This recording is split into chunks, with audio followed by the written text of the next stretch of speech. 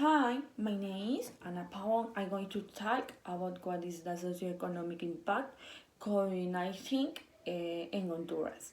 In recent months, the Honduras nation has suffered the social and economic effects caused by the COVID-19 coronavirus, a pandemic that began in the city of Wuhan in central China, and that there is still no effective medical treatment to combat the different symptoms presented by the carriers of the virus, and thus eradicate it, thus keeping the world in general terrified, vulnerable the health system and unstable external debate.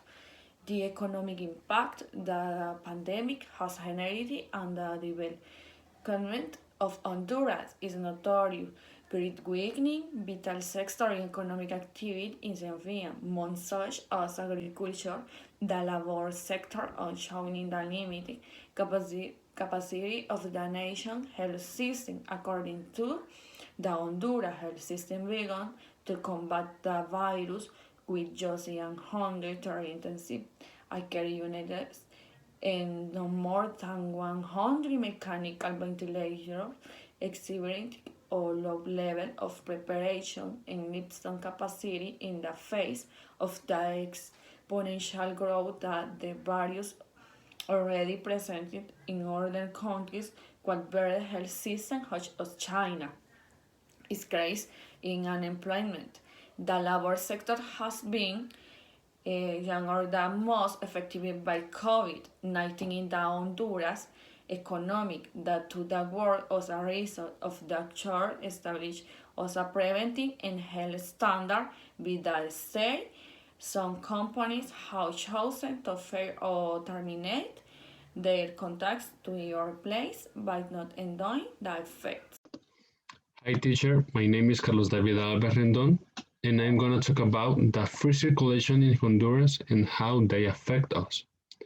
The free circulation in Honduras was approved since last year, a law that has been maintained this new year 2021, but with the new update that there is a time limit for circulation, which is from 5 a.m. to 10 p.m., with the purpose to be able to activate the economy in the country again.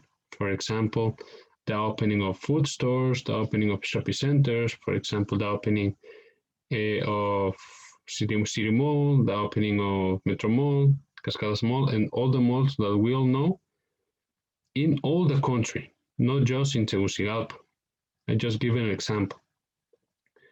And also people that have returned to their work office because the economy has been affected by the confinement that we all take last year. And the authorities of our country tell us to be prudent and always take care of ourselves with different security measures that they give us to protect our family and friends. But because we all know that COVID-19 is very dangerous and affect all of us, but they affect more to old people. And for example, me, that I'm younger, I need to protect myself to protect my parents and my grandparents. But we all know that they are always imprudent people who don't respect the security measures when they leave their homes. And since the free circulation and opening of the economy in the country was approved, there have been more infected every day, causing that all the hospitals get full completely and they don't have more medicine for their patients. And now my classmate, they're gonna explain more about this. Thank you. Hi, I'm Eduardo Ponce, and I'm going to talk about business reopening. The closure of the economy was a measure taken to reduce cases of COVID contagion. The reopening of the businesses has been a controversial issue, but as of May 7, 2021, they began with a pilot test by reopening two government-chosen establishments, Coco Baleadas and La Creperia, to be the first one to open and monitor the behavior of the contagion.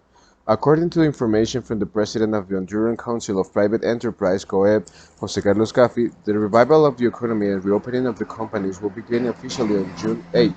The general plan is as follows. First, They start preparations for the return to activity from June 1. Prepare full for a week Prepare for a full week employees in biosecurity and customers care. Officially, the reopening begins on Monday, June 8 at the national level with different measures in each of the three selected regions of the country. Universities, educational institutions, schools, musical concerts, etc. do not participate in this opening. They will only open the trade from the micro to the largest, each under certain security measures. Companies start with 20% of the staff and every 15 days they increase by 20% more. This return will be evaluated and depending on the contagion behavior in the population, commercial activity will continue or be suspended in each of the areas mentioned. The detailed plan is as follows. By Monday, June 1, Phase 0 is scheduled, which is the preparation of the workplaces and start with the progressive plan of openness by region and number of workers as of June 8.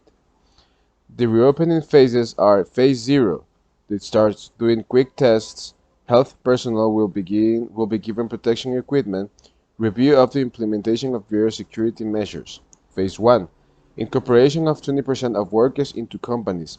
They will increase by 20% every 15 days to 100 and it will be done by regions. Good morning, guys. My name is Carlitos Iron, and today I'll be speaking about the elections in the country. The elections in the country took place about the 3rd of March of this year.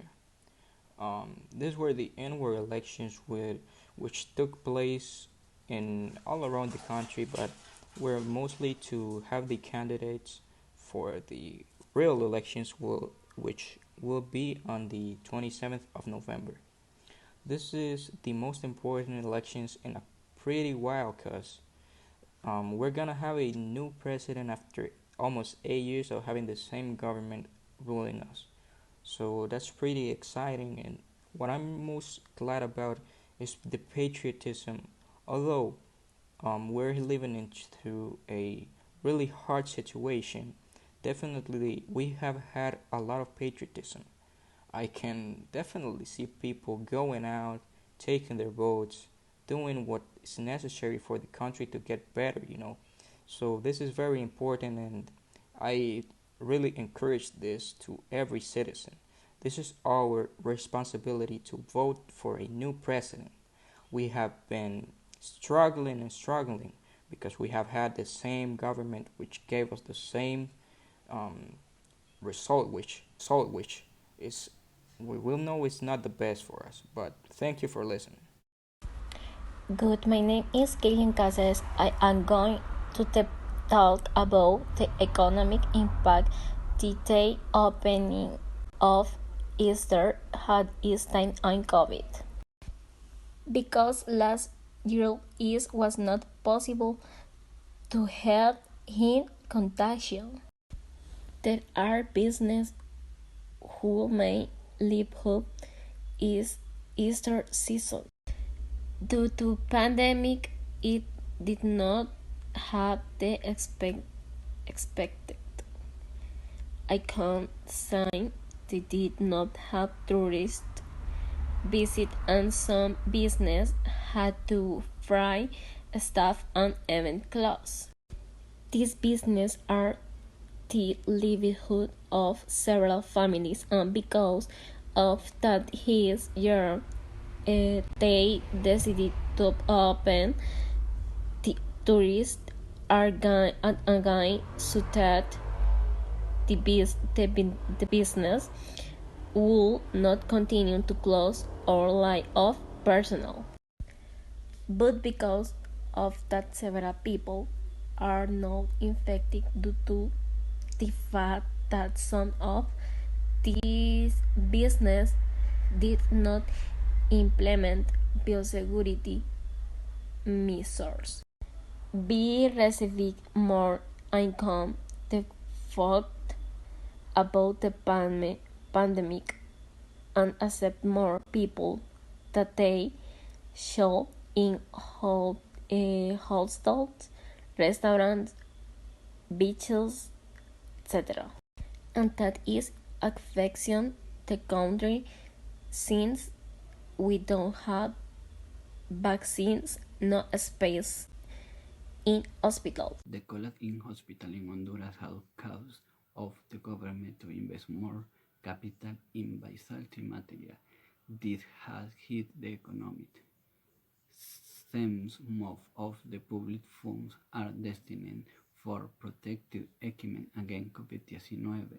Since the beginning of the pandemic, the state has budgeted $208.97 million to buy 7 mobile hospitals and vitality materials such as masks, boots, gloves, hats, stretcher, and respirator. Honduras will allocate 2.7% of PIB to the health sector in 2021. The national budget project for 2021 is $208.145 million. With this fund, it is planned to invest in the vaccine against COVID-19, according to the figures from the Central Bank of Honduras cited by ICEFI. The country last year, a drop in production of 7.5% was recorded, and by 2021 there has been a growth of 5.2%. This growth projection for the year is very optimistic, since the pandemic and a new wave of infection have not been controlled, might causing another deep economic crisis. By 2021, the main component that will grow the most is the interest of the service of the public debt, which will represent 25.5% of total expenditure. Both the country's authorities are looking for strategies of preventing this from happening. Hello, I am Gissell Cerrato. Today I will give you 3 advantages and 3 disadvantages of the economy reopening in Honduras. The advantages: number 1, the decrease in production sales volume has been significant in most sectors. Number 2, producers have returned to their work, avoiding a shortage of national products. Number 3, the intelligent reopening of the economy is imperative to regain the dynamism the societies need to obtain goods and services and satisfy its needs. In addition, the deepening of the social, fiscal, and financial problems will be attenuated, but this must be executed under a gradual process and progressive and prudent process. Disadvantages: number 1, the accommodation, hotels, and food service restaurants sectors have been affected in a way more meaningful. Number 2, unemployment rates have risen as companies have run out of sufficient capital to pay employees.